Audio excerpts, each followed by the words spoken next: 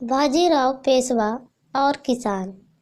बाजीराव पेशवा मराठा सेना के प्रधान सेनापति थे। एक बार वे अनेक लड़ाइयों से विजय हासिल करके अपनी सेना सहित राजधानी लौट रहे थे।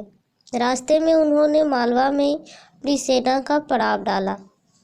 बहुत देर से चलते चलते आ रहे उनके सैनिक थककर चूर हो गए थे।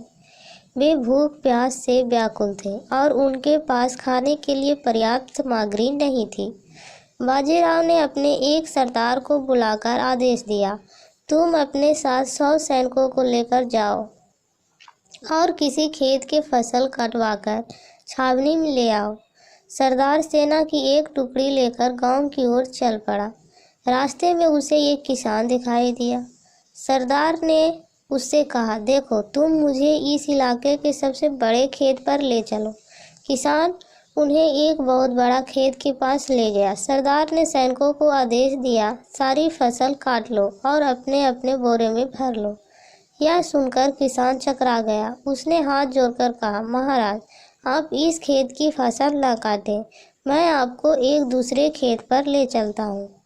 उस खेत की फसल पककर एकदम तैयार है। सरदार और उसके सैनिक किसान के साथ दूसरे खेत की ओर चल पड़े।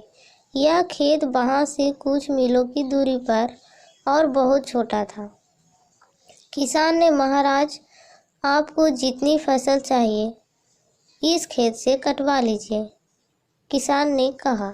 सरदार को किसान की इस हरकत पर बहुत गुस्सा आया। उसने किसान से पूछा, यह खेत तो बहुत छोटा है, फिर तुम हमें वहां से इतनी दूर क्यों ले आए?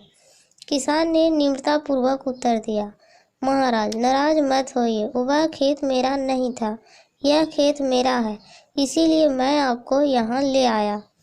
किसान के जवाब से सरदार का गुस्सा ठंडा हो गया। वह अनाज कटवाए बिना ही पेशवा के पास पहुंचा। उसने यह बात पेशवा को बताई। पेशवा को अपनी गलती का एहसास हो गया। वे सरदार के साथ स्वयं किसान के खेत पर गए। उन्होंने किसान को उसकी फसल के बदले ढेर सारी अशर्फियाँ दी और फसल कटवाकर छावनी पर ले आए। शिक्षा: नम्रता का परिणाम हमेशा अच्छा होता है।